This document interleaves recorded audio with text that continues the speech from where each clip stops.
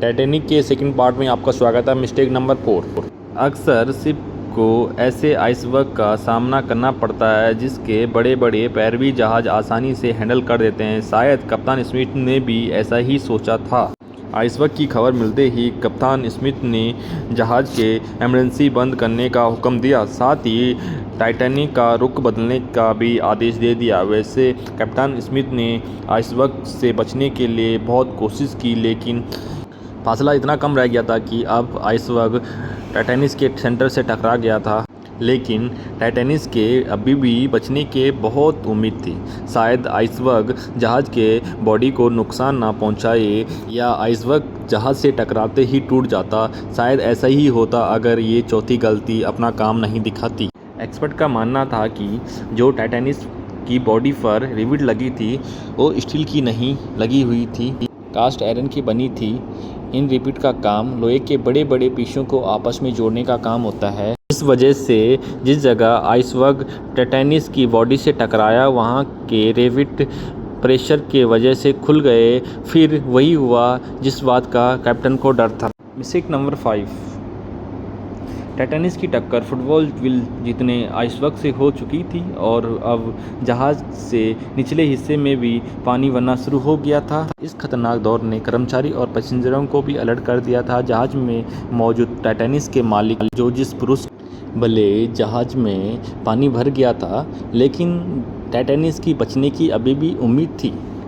Titanic जहाज़ को ऐसा डिज़ाइन किया गया था, अगर इसके 3 फ्लोर तक पानी भर जाता है तो फिर भी ये नहीं डूबेगा। लेकिन बदकिस्मती कहे तो ये चौथे फ्लोर में भी पानी घुस गया था। अब मामला हाथ से निकल गया था और टाइटैनिक जहाज़ धीरे धीरे डूबने की कगार पर था। टाइटैनिक की नाफिक्र करते हुए पैसेंजरों की जान बचाने का वक्त आ गया था। कैप्टन स्मिथ ने रेडियो पर इमरजेंसी अलर्ट जारी किया। जब तक कोई मदद के लिए आता तब तक पैसेंजरों को लाइफ बोट के माध्यम से शिफ्ट किया जाएगा। लेकिन इस वक्त 5वीं गलती ने अपना काम दिखा दिया।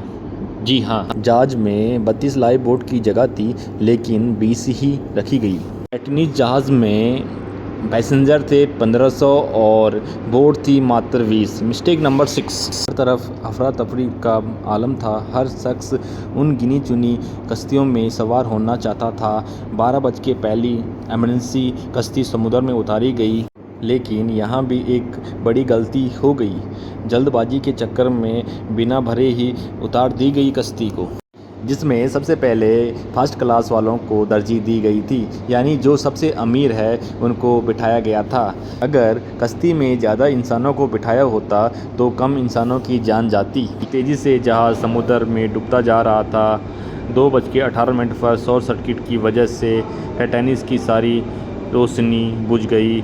अगले ही लम्हे जहाज़ टूटकर 2 हिस्सों में हो गया। टाइटैनिक को समुद्र में मुकम्मल होने में 2 घंटे 40 मिनट लगे और इस तरह 1500 लोग समुद्र पानी में डूबकर मर गए। और आपको एक और बात बताई जाए, पानी का टेम्परेचर 2 डिग्री सेल्सियस था।